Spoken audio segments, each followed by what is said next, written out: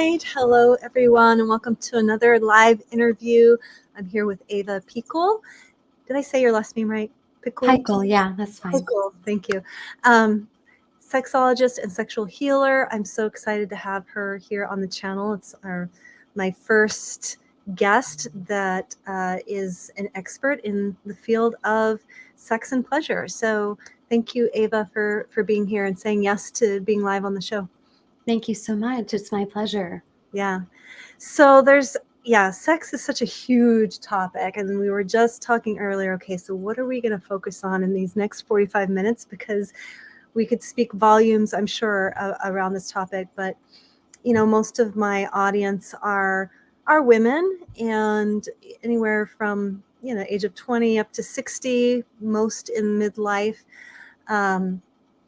And so before we get into all of that, I'm just curious to know about your own journey. Like, how did you find yourself in this line of work? What was the passion? What was the drive to be like, this is it. This is my life calling. This is my purpose. Well, what I notice in a lot of women is that we are feeling disconnected from ourselves, and especially when it comes to our sexuality and overall sense of like being alive, right? And I know that was definitely me. Like, I traveled all over the world trying to, right, find myself. And a big part of that was through spirituality, but I never found this like bridge between how my body, my pleasure, my sexuality got to play its role into that evolution of who I wanted to become and the fulfillment that I really desired in my life. So a big part of that process for me was, moving into these more spiritual realms. And then I also became an erotic dancer for a while. So I was kind of on the flip side of both of these spectrums. And now I love to take kind of this middle ground between the two and all the things that I learned through those experiences. Wow, amazing. So, gosh, I mean, I have so many questions like floating through my brain. I guess I just, I feel like there's just still, I mean, it's become less taboo, but I think a lot of us are still carrying sexual trauma, especially as children. I mean, I was sexually molested as a child. It's so common, right? There's that shame that we can carry throughout an entire lifetime. And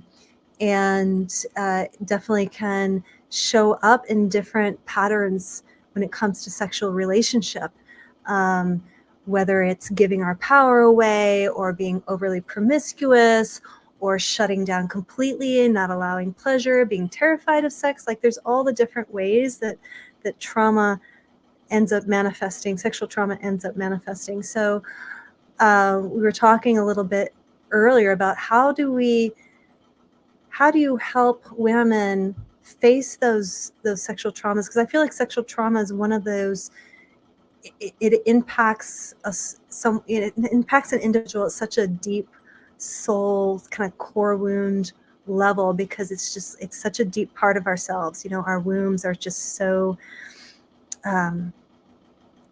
it's just kind of like, that's where the shame gets trapped. It's where in sexual trauma, what usually happens, we begin to learn how to dissociate, for example. So how do you help women kind of come back into their bodies and reclaim that pleasure? And what do you have to say about all of that? Well, a big part of sexual trauma is that we no longer feel safe in our bodies. So when we are even approaching the topic of sexual trauma, it can tend to feel so serious and so heavy and so like, right? But the whole point of us approaching sexual healing in the first place is to utilize pleasure for our benefit, to reclaim pleasure and joy and satisfaction and fulfillment and all the things that we thought we couldn't have. So I firmly believe a big part of healing is through pleasure. It's not like we get to a point in our healing process and then we experience pleasure. I believe that we get to experience pleasure right here, right now, and utilize whatever pleasure we may be experiencing as that antidote, as that medicine towards the sexual trauma and the symptoms, right, that can tend to move from that right. Yeah. Okay. So yeah, I love that perspective because I think probably a lot of people feel that, if they know that they have sexual trauma, that the tendencies to be is to go to a therapist or something like that to work through it. And I'm not saying not to do that, but it's definitely not in my mind to think, oh, if I have sexual trauma, I'm going to go and learn how to pleasure myself, or how can I cultivate pleasure and that kind of a thing. So Well, actually, it's such a taboo topic still that a lot of women won't even bring it up in their therapy settings. mm, So that's the story that I've heard time and time again, especially when I'm speaking to women who are like, I'm going to therapy. I've gone to therapy for decades. I'm working through all this stuff. But as soon as you get to the topic of sexuality and pleasure, there tends to be still a disconnect there. So I actually don't believe that a lot of women are going to therapy for that particular reason. A lot of women are stepping into therapy and all different modalities for healing. But again, a big part of that is still the disconnect from sex and pleasure, because most practitioners and therapists don't specialize in that area, right? So maybe there's also that disconnect between how they can actually relate to sexuality playing its role within the disconnect and the chronic disconnection and the unfulfillment that we're experiencing. So again, from my experience and perspective, when women are approaching this work, a lot of times what I hear from them is, oh, actually, this never really comes up in my therapy sessions. I never even really thought about it. Yeah. interesting. Okay. Yeah, makes sense. Yeah. Wow. Um, so when people come to you, and so the sexual trauma is something that comes up when they work with you, or is that something that you ask them first and foremost before you start working with them? I mean, I always ask about, right, have you experienced different forms of sexual trauma? But we have to remember that it can be so subtle and subconscious that we Mm-hmm. don't realize what could be sexual trauma actually is sexual trauma. So, sexual trauma is not always these really big moments. They can be subtleties that have occurred over time. They can be things that have happened when we were so young that we don't consciously remember them.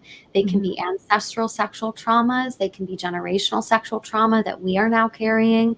So there's so many subtleties to that. So it's more through the process itself that we get to uncover what's actually preventing us from fully stepping into our pleasure and joy. Yeah. So yeah. So let's talk about cultivating that pleasure and joy. I mean, I'm sure that when you're working with people, like there's layers as far as working through sexual trauma and bringing in certain practices.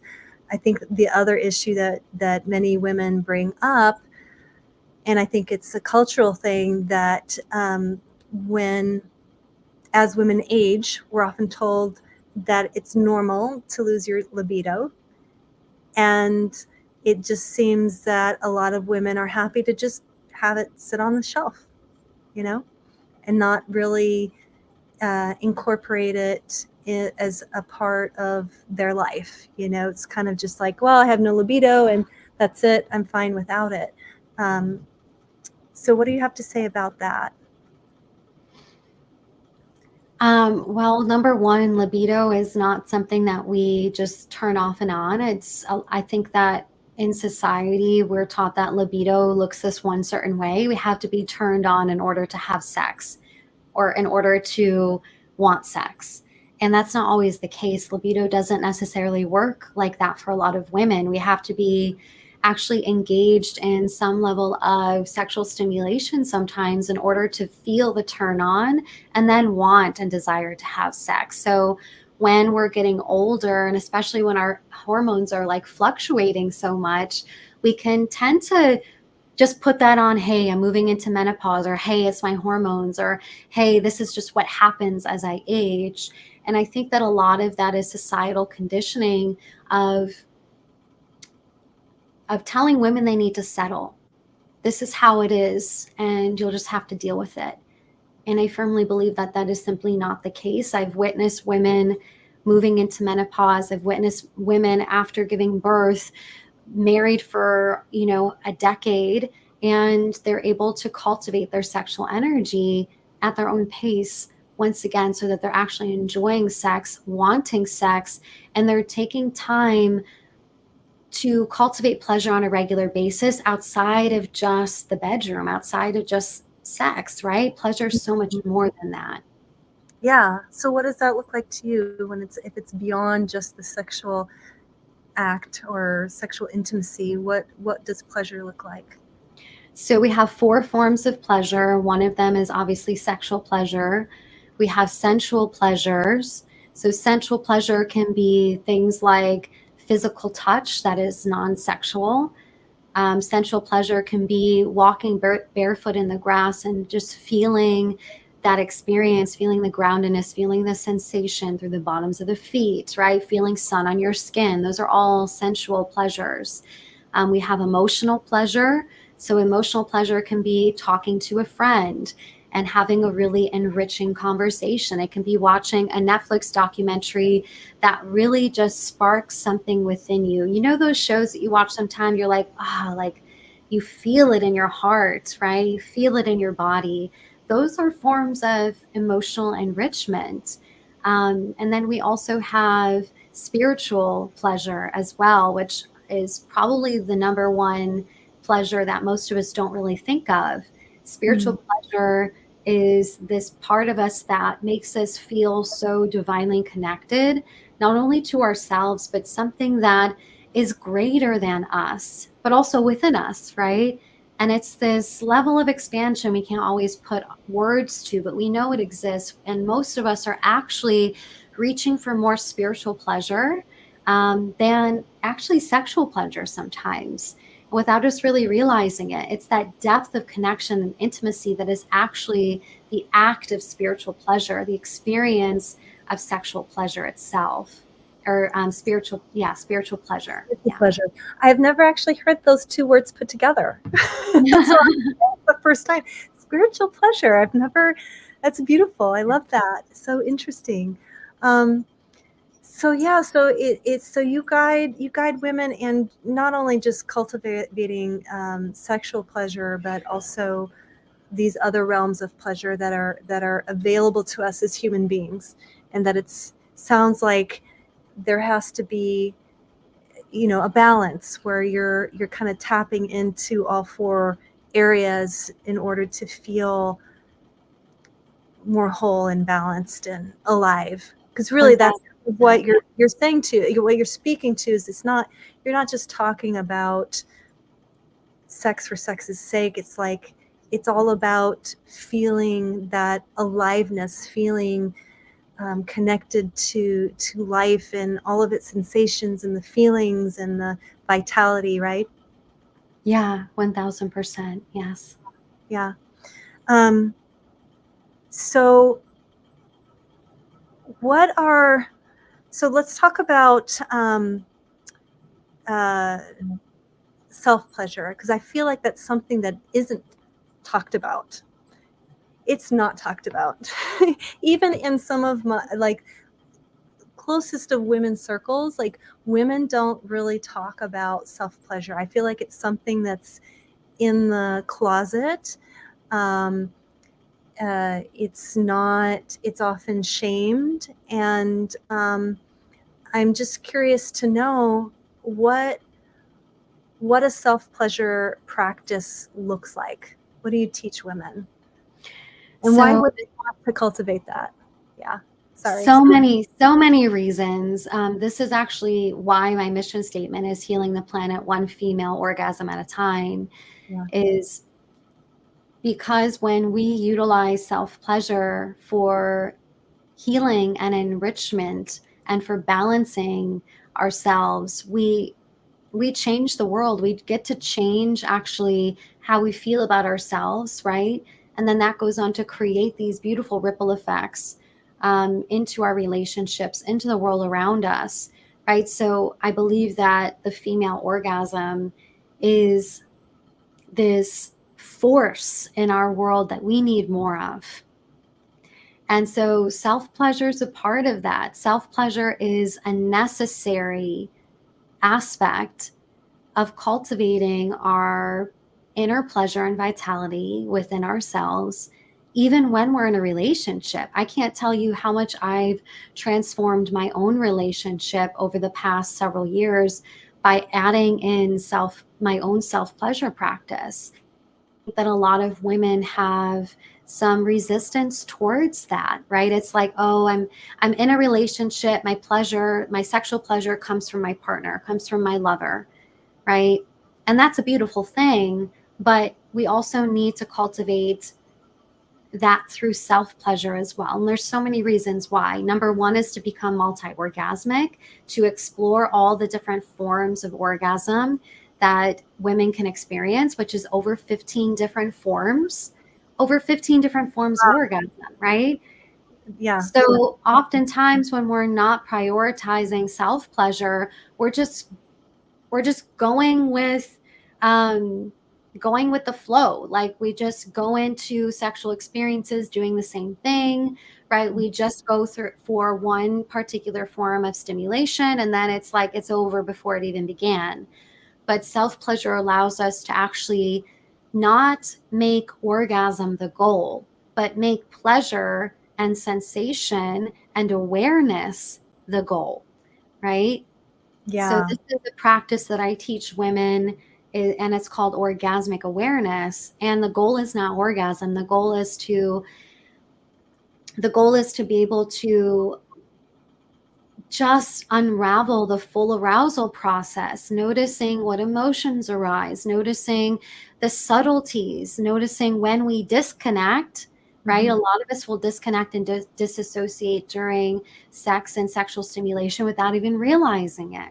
Many of us will clench and hold our breath, right? And this all limits our ability to actually deeply connect and to deeply move into those waves of pleasure and sensation. So self-pleasure is essential no matter where you're at in your healing journey, healing process. If you can have a million orgasms, it doesn't matter. Self-pleasure, in my opinion, will always be something that is absolutely necessary and an incredible tool for us to utilize. Yeah, it seems to me like that the way you're describing it, that it's actually foundational. And I would say that probably most people don't view it as that. Mm-hmm. Like they view it as something like, oh, well, maybe that's something I do when I'm not in a partnership and I'm single and whatever, I need to comfort myself, or you know what I mean? Yeah. So that's really interesting. And it would seem to me that cultivating your own practice, then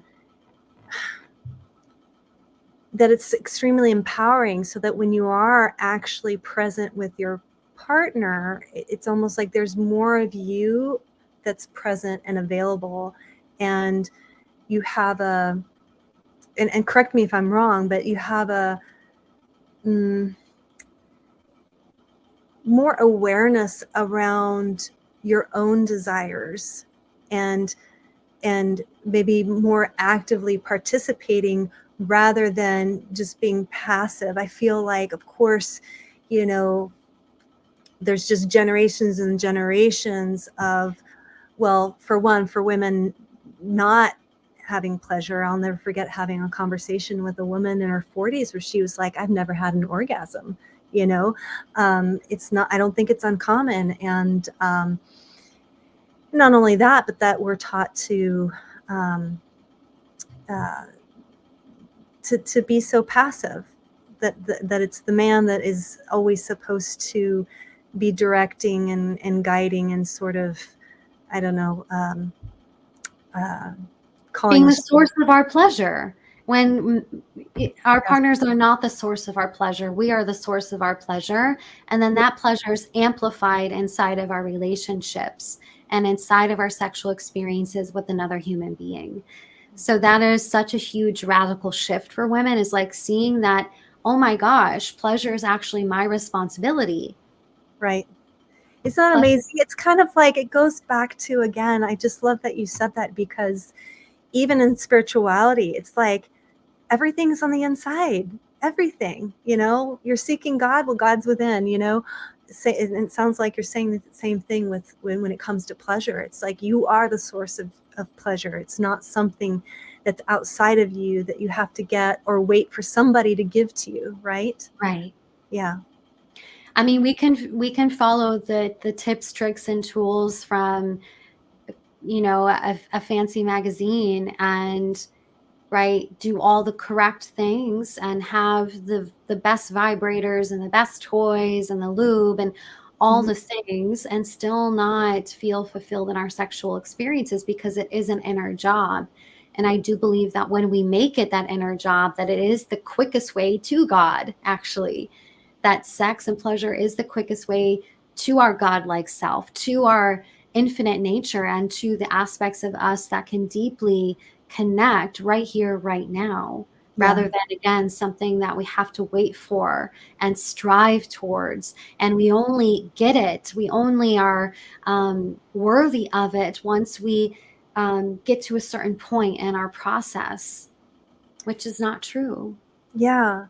Yeah. So, can you talk about that? Like, how do in our society, in our culture, in religion, sex and God are separate, so Yeah. separated. And so how do you bring those together? What have you learned? What are the um because we've just been talking mostly about pleasure. We talked a little bit about spiritual pleasure, but how do you bring the two together? Is there is there a meditation process that you bring in? Like what do you teach when it comes to that? So there's a reason why Buddhist tantrikas say that every orgasm can be a glimpse of enlightenment. And that is because our sexual energy is the greatest resource that we have. It is the most alive, infinite resource that we will ever have. So cultivating that, we can do that in several different ways. Like I mentioned, one is self-pleasure, but if we want to talk about more of the ancient ways of how they did this, there's many different things. There's Taoist sexual yoga, which is a physical practice with the pelvic floor that I teach. And there's also meditation practices that are tantric meditations that we actually use the energy body for healing and enrichment. And then we get to use those sexually as well as non-sexually. So that's basically us accessing the energy inside of us, right? We all know what the chakras are. This is just a little bit of a different type of chakra system. Mm. And all we do is we have different meditations to tune into those frequencies, right? And then over time, we start to master our own inner energy body system, right? And sexual energy is at the base of that. So all we need to do is begin to cultivate that, run it through the system, run it through the body by using our sexual energy. So we get to use that sexually as well as non-sexually. And it all boils back down to healing the physical body, healing the energy system from the inside out. And I've seen so many miracles occur through those ancient body-based, energy-based practices. I mean, everything is energy. We've heard that a million times, right? But what if I said through sexual energy, we could actually heal and repair our physical bodies and disease and illness and um, hormonal based disorders and fertility problems and cysts and fibroids and Mm. issues with the heart and the lungs and the major organs? Like, what if I said that? Like, don't I sound like a crazy person, right? Sounds But I amazing. I mean, I've seen miracles occur through this type of work, and it's not magic. Like, we're doing the inner work. Yeah. And I know that for myself, like, I've been able to overcome PMDD, which is supposedly a, hormonal based disorder. I have found that to not be the case, Mm. right? And a lot of studies actually prove the opposite, right? It's rooted in trauma. And then I can look back and say, oh, wow, it's actually rooted in a history of sexual trauma within my family, causing all these emotional disruptions within me, causing hormonal based problems, right? Causing the fluctuation of my hormones to be all over the place, causing all these other symptoms. But if I really look at the root of it, it's that. And if I could just cultivate my sexual energy and use that for healing, what if I could overcome things that were incurable? Yeah.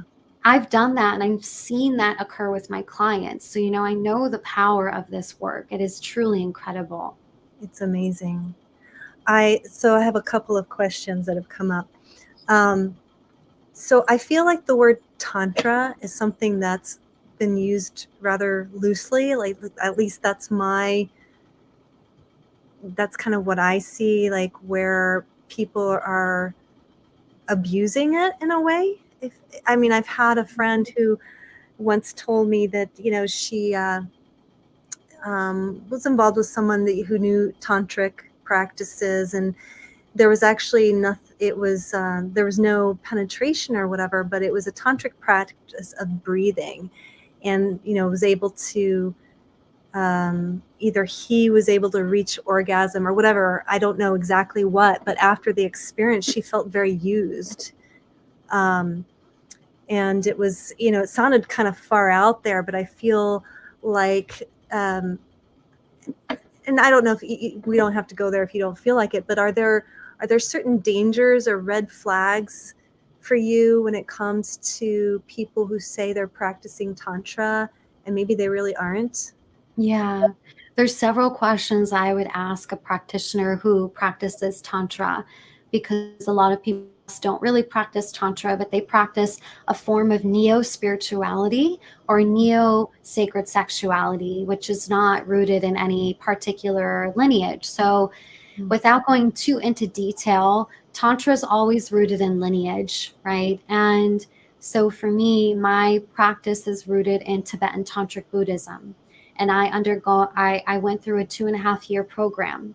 So when someone is looking for a Tantra practitioner, there's several questions you need to ask them. Number one is, what lineage are you practicing from? And if they can't tell you that information, then you might not want to work with them.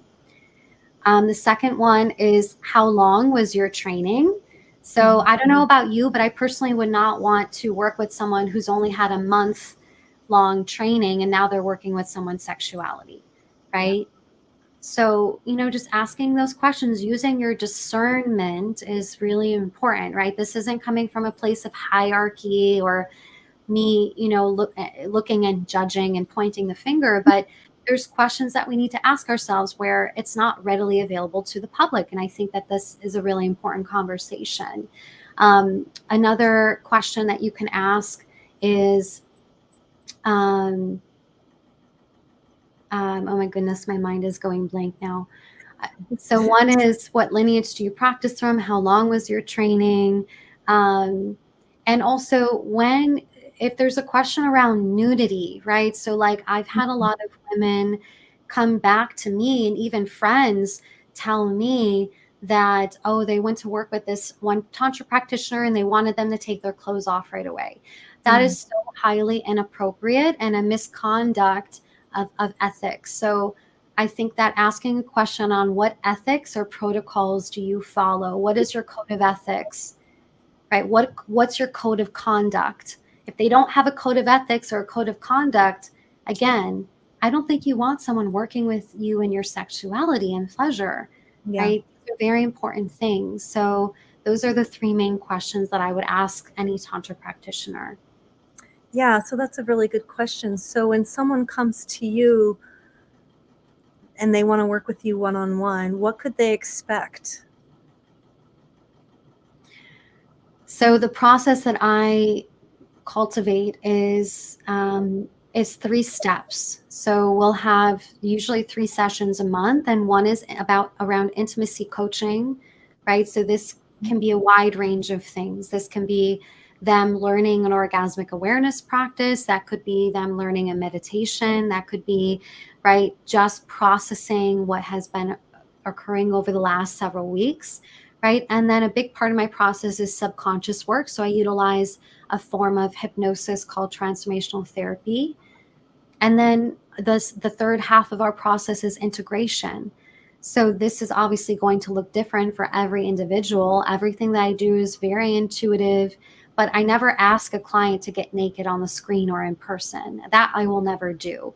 Now, that being said, I do offer hands-on body work, but I only do that in the appropriate setting when we have a full day, right? And when someone has been prepped and we've gone over the code of conduct, this is what they can expect to occur, and they can, right, have this, we can have the process stop whenever it doesn't feel in alignment anymore. So, I think that part, when we're talking about nudity in the essence of, or in the spirit of tantra, it can look many different ways. But again, if you have a practitioner who's not following a code of conduct or laying out what they can expect, then sometimes we can do more harm than good. Right. Absolutely. Yeah, definitely. So I'm curious, can you share with us maybe of course, without using names, but a client success story? I have several. Pick your Uh, favorite. that's a hard question.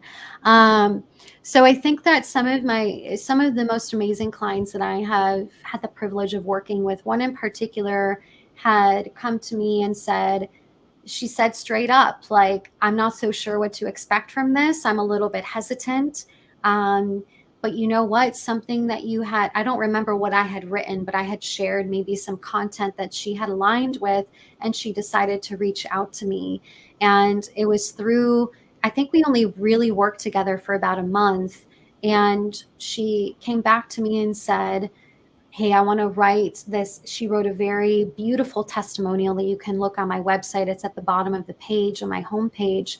Mhm. But in essence, what she had told me was that she did more healing in 21 days with me than a decade with her therapist, counseling, and somatics combined. Oh my So, gosh. yeah. Amazing. Amazing. I mean, it's just the power of body-based healing and the power of sexual energy. It's like you said, it really is the most powerful source of energy that we have in our bodies, right? It's the force of creation itself. So, why wouldn't someone want to learn how to tap into that to nourish their own body and their own health, Right. their own mind, their own spirit, all of that. Yeah. And I mean, this particular client, she was only with me for like about a month, like she said, 21 days. So we Yeah. didn't go super into depth on any type of sexual based practice. It was all subconscious work. It was all about creating safety in her body through the level of the subconscious mind. And then we had some integration. So, I mean, even then, just having those subtle shifts for her created this beautiful ripple effect that did affect her sexuality far beyond just the act of sex, but she started to have way more pleasure, right, within that. And she started to create such huge effects in her relationships and the way she showed up in her career, right? I mean, you could see it in her face, the vitality that arose from her, even in that very short amount of time. So, yeah, this work, I mean, the intentionality going into this work, it's not just based in like how to have great sex and how to have great orgasms, right? It is so far beyond the act itself, and yet it affects it all at the same time. Right. Yeah. Yeah. Yeah. Yeah. Yeah. No, I can totally just sense um, just the vitality that is regained through that process of cultivating that pleasure. And I would imagine that over time you become more discerning around what actually you're aligned with and what you aren't, right? Like, how many times do we say yes to things that don't actually serve us, whether it's through wanting to be, the people pleaser, or to overgive, or um, um, just being on the hamster wheel of, working too much, expending more energy than we have, like all of that. And when we actually connect with our sexual energy and able to use it I mean, I can imagine just the cellular regeneration that happens, right? Mhm. Cellular level. Um, that you're just, I mean, I could just sense that your life, it just becomes so much more clear about what it is that you want, Yeah. right? I mean, what we're talking about is full self-expression. Yeah. It's identity work at its core, right? Mhm. So if this is the deepest identity work you will possibly ever do, it's all the way down in the root of starting at your sexual center, right? Yeah, definitely. And that is the aspect that a lot of us are missing out on. Yeah, amazing. Again, it's like it's fascinating to me how often do we hear coaches, life coaches, whatever, talk about, for the most part, it's like, they talk about the different quadrants of life. It's like, oh, well, are you getting your physical exercise? What about your food, your relationships, blah, blah, blah, blah, blah. But nobody ever brings up um, sexual pleasure or just sensuality in general. Like, it seems like actually that needs to be, a slice of the pie that's part of your whole life pie graph. Like, if there's a pie graph, right? And we have all these different aspects of our lives that we have to tend to. It sounds like um, uh, having this could, yeah, just revolutionize your life in such a big way. I mean, Yeah. it's just It's, I incredible. mean, it infiltrates, it's not just a slice of the pie, right? It's like, it's the whole pie. Yeah, right. It just filters through everything. It Yes. does. It filters through everything. And one of the most, this is often something that I say a lot to my clients, is that what's happening inside the bedroom is always happening outside the bedroom. Yeah, right. So if you are closing down, dissociating, shutting off, and going numb in your sexual experiences, where else are you shutting down, dissociating, getting numb inside of your everyday life? On autopilot. Right? Autopilot. It's like we're missing so much, it's like, and I think that's where I guess I want to empower people to realize, like, you have this opportunity right here, to say yes to something, to where you're not missing out on all the magical moments that are happening in your life every single day, that you're actually just tuning out from because you are so disconnected from yourself. You're just on the autopilot of, okay, I got to go do this, and now I'm going to go do this, and I'm just going to get through my day. So, like, imagine it just turning on the light switch to where it's like, oh wow, like, life gets to be this amazing, enlivening adventure journey, where you get to ask, wow, what's actually possible for me? Yeah, I think that a big thing too is being able to ask for what we want and assuming that we're going to get it. You know, so many women, especially women who are in relationships, it's really common for them to feel, or for them to assume the worst case scenario, right? Because nothing else maybe had proven to her that whatever she wanted was actually available to her. And pleasure is a way that we can reclaim what has rightfully been ours, and for us to actually step up to the plate and say, no, I'm actually worthy of this thing, and I match the energy of that very thing that I desire, and I'm assuming that it's going to move towards me, right? We become so magnetic and we get exactly what it is that we want when we turn that aspect of ourselves on that says, I am responsible for my pleasure. I am responsible for the outcomes of my life. I am responsible, right, to cultivate what it is that I desire. And I'm simply going to turn on that energy of that of which I desire, and it's going to come towards me tenfold. So Right. a lot of us, I see, like, even more mainstream now, where there's this conversation around like sexual manifestation. Mm-hmm. And I don't necessarily agree with all the aspects of, some of the mainstream stuff. But what I will say is that the aspect of cultivating a life that we truly want to live, for me, has always stemmed from my capacity to hold sexual energy and to cultivate it continuously. So I use it every day. Anytime I feel a slump in my energy, I can tune into my pelvic area and feel, right? And feel this sense of turning on, of aliveness, right?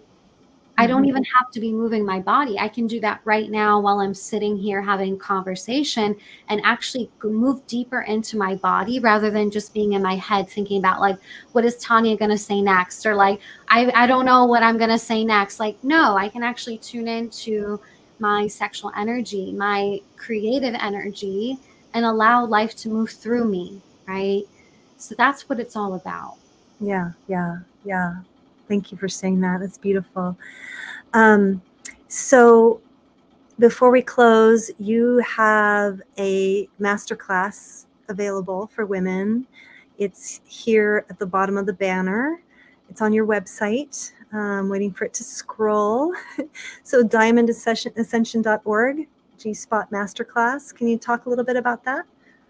Yeah, so we just had that conversation around self-pleasure, and the G-spot is one of those orgasms that women can experience. And I think that there has been a lot of incorrect information around the G-spot. And so I want to troubleshoot the G-spot. I want to walk women through an actual technique to activate that area. And I also want to talk about the different stages of becoming multi-orgasmic and why self-pleasure is the first stage or the foundational stage of that. So the G-spot masterclass or the G-spot training is a free training on November 7th, I believe. Okay. That women can join for free and to get all the beautiful messages from that masterclass and go home and hopefully practice some of what they've learned. Wow, amazing, beautiful. Anything else you'd like to share before we close? What are other ways that women can work with you? Where can you be found? DiamondAscension.org. And again, joining some of my, like the upcoming training is a beautiful way to just get a little bit of a taste and see if our energy aligns. But you can also book a free taster session from my website as well for those women who want to dive deeper into this work. I offer anywhere from a 1 month to a 1 year program for that. Beautiful, amazing. So everyone, I just want to thank you for watching, and Ava, thank you for being here. I am so just grateful to the universe that you and I got to meet at Transcendence. I just want to share with the audience, when I met you, I just felt an instant recognition, connection. I was like, oh yeah, this woman is the real deal. Like, you just hold such a depth of presence and authenticity, and so reverent and passionate about just empowering women and their sexuality. And so I just want to thank you so much for just being a voice in the world, and a force that is here to just bring awareness and enlightenment to that for women. So thank you so much, Ava. Thank you, Tanya. Yeah. All right. Bye, everyone. Much love. Thank you so much.